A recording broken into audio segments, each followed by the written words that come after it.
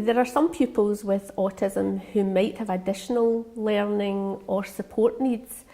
Do they have to receive the same level of information at the same time as their peers, do you think? Well, I think if we first start to look at what their peers are actually learning, so they're starting off at early years with self-awareness and friendships and relationships, which is useful for everybody. And then they'll start to go into learning about the body changes in preparation for puberty, before puberty hits.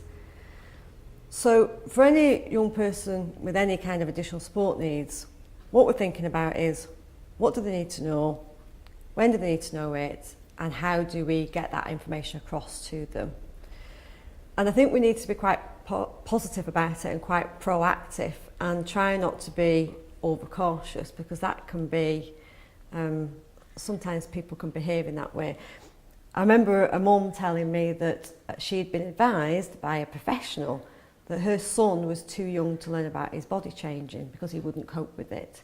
Now her son was 15 years old and his body had already changed. So at what stage do people think, well, that can't be right? You know, this information needs to be going in now, really.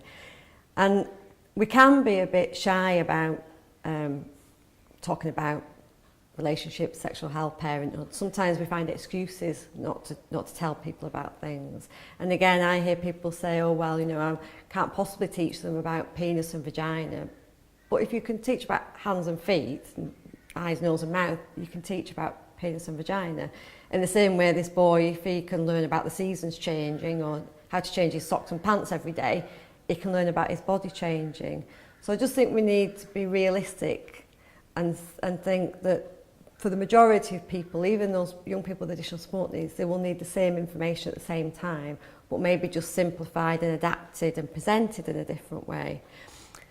And then when we look at slightly older children, you're moving into the realms of relationships, boyfriends and girlfriends, intimacy, sex, sexual relationships, contraception, condom use, pregnancy, birth, all those kinds of things. And you've got to ask yourself the same questions and be realistic about it. So if I'm working with parents, I sometimes try and get them to think of their child as an adult and to say, do you think your wee boy might only be 11 now? Do you think when he grows up he's going to want to have a relationship, a girlfriend, a boyfriend, someone special in his life, whether that be sexual or not? But most people, that's what they want. Most people want to have someone special and to say they've got a boyfriend or a girlfriend.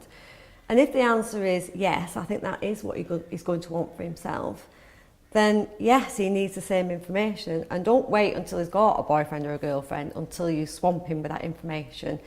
Start to put it in now. So it's about forward planning, really, and thinking realistically about where these young people are heading and that transition into adulthood.